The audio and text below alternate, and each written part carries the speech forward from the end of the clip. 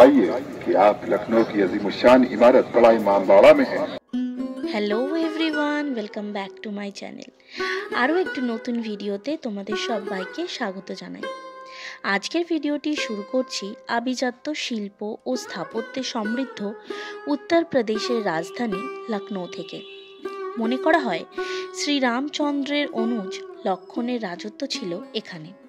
তার থেকেই নাম হয় লক্ষণাবতী এবং বর্তমান নাম হলো লখনউ।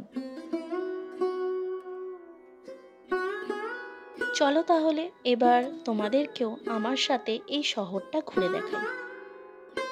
সর্বপ্রথমে আমরা চলে এসেছি বড়া ইমামবাড়া দেখতে। এই বড়া ইমামবাড়ার ভেতরে ভুলভুলাইয়াও আছে এবং এই জায়গাটি দেখতেই সবচেয়ে বেশি সময় লাগে, তাই এখান থেকে আমরা আমাদের লখনউ ভ্রমণটা শুরু করছি। একটা সময় বিদ্যাচর্চা, শিল্প, কারিগরি শিল্প, স্থাপত্য এগুলোতে লখনউ মুঘল ডাইনেস্টিকেও টেক্কা দিতে শুরু করে। বড়া ইমামবাড়াটি তৈরি করেছিলেন চতুর্থ নবাব আসাফউদ্দৌলা। বড়া কথাটির অর্থ হলো বৃহৎ এবং ইমামবাড়া কথাটির অর্থ হলো পবিত্র স্থান।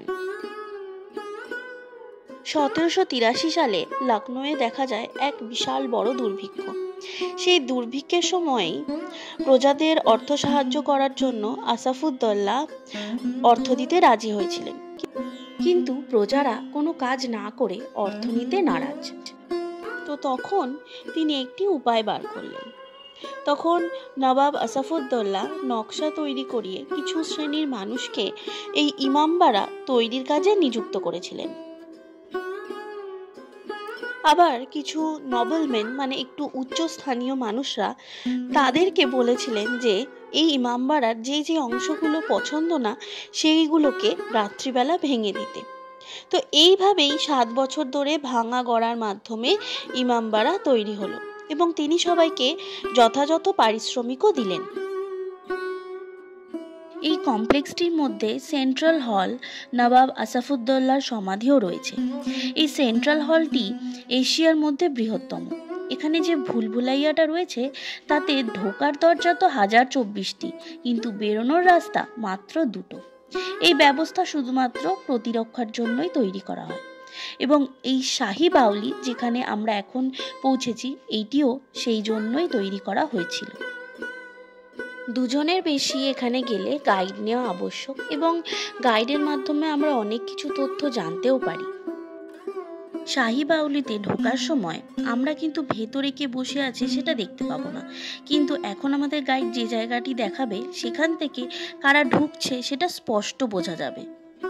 और ये देखिए तीर चलाने का निशान। हेलो बैठिए, इधर बैठिए, देखिए यहाँ से तीर वाला तीर चला जाता था, डायरेक्ट उसके पैर पे जाके लगेगा। और ये कैमरा पानी पे है ना, देखा तुमने?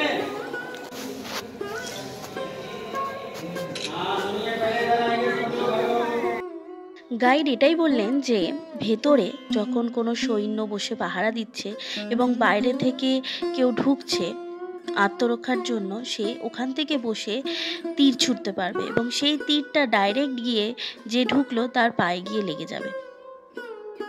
এখানে ঢোকা বেরোনোর রাস্তাটা খুব সরু এবং তোমরা দেখতে পাচ্ছ হাইটগুলো অনেক ছোট ছোট করে তৈরি করা এবং এটা কিন্তু পারপাসফুলি করা হয়েছিল, কারণ সেই সময় মানুষদের উচ্চতা অনেক বেশি ছিল।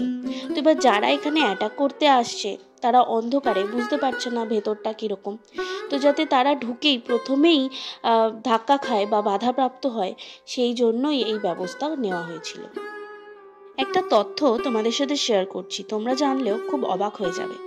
এই বড়া ইমামবাড়ার সেন্ট্রাল হলটি তৈরি করাতে কোনো উড বা মেটালের ইউজ করা হয়নি, আর এই সেন্ট্রাল হলকে আসফি মস্কো বলা হয়ে থাকে। বড়া ইমামবাড়াটি সোমবার দিনকে বন্ধ থাকে। এরপর আমরা চলে এসেছি ব্রিটিশ রেসিডেন্সিতে। এই রেসিডেন্সিতে এন্ট্রি ফি হলো 25 টাকা। সকাল 7টা থেকে সন্ধে 6টা অবধি খোলা থাকে।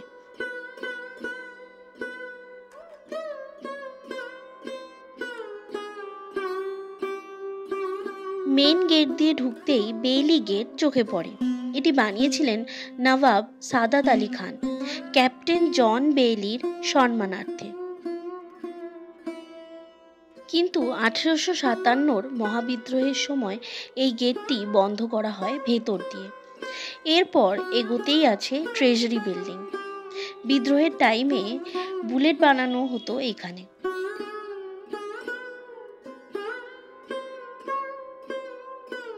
এখানে বেইলি গেট সম্পর্কিত তথ্য দেওয়া আছে, তোমরা একটু পজ করে পড়ে নিতে পারো। এই বিল্ডিংটাই সবচেয়ে বেশি সেই সময় ক্ষতিগ্রস্ত হয়েছিল। চারিদিকে গুলির দাগ একদম স্পষ্টভাবে দেখতে পাওয়া যায়।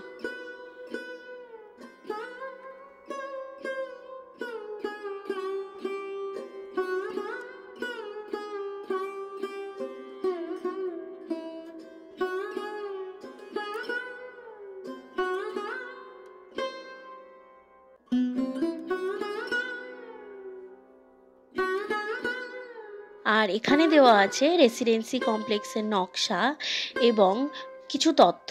এটা পড়লে রেসিডেন্সি কমপ্লেক্সের ইতিহাস সম্বন্ধে তোমরা অনেক কিছু জানতে পারবে।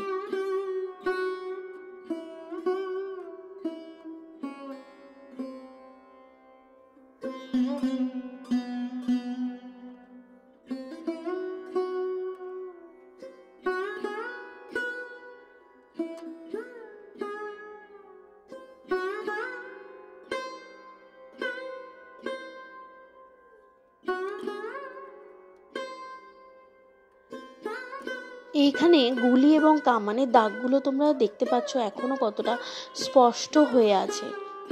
বিল্ডিংটা কতটা ক্ষতিগ্রস্ত হয়েছিল সেটা আমরা দেখে বুঝতেই পারছি। বিভিন্ন বিল্ডিংস ক্ষতিগ্রস্ত হয়ে গেলেও জায়গাটি বেশ সাজানো গোছানো। এখন এই ব্রিটিশ রেসিডেন্সির তত্ত্বাবধানে আছে আর্কিওলজিক্যাল সার্ভে অফ ইন্ডিয়া।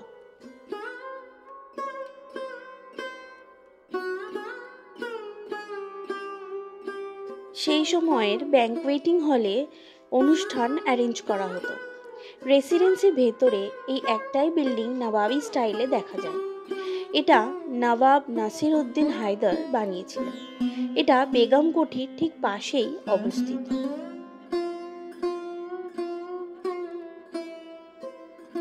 এবং বেগম কোঠিটি বানিয়েছিলেন নবাব আসাফউদ্দৌলা।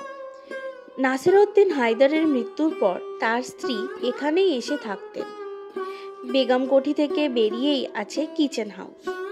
1857 বিদ্রোহে এই বিল্ডিংটাও টার্গেট করে নষ্ট করে দেওয়া হয়।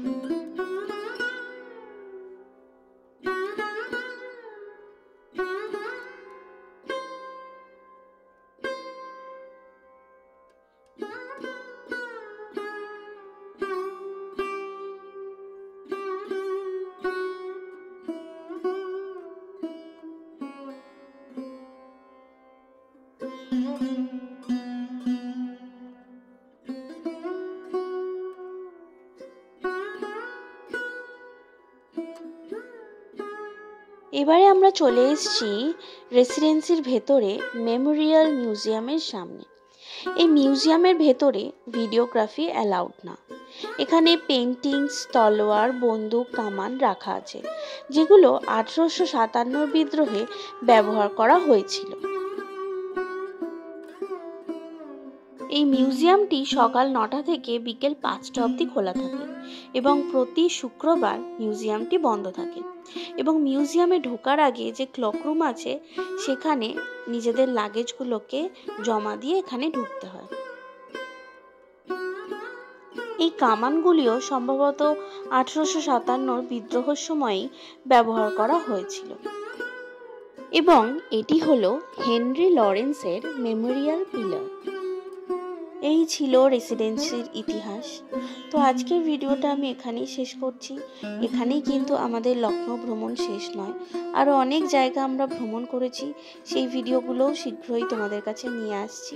দেখা হচ্ছে খুব শিগগিরই।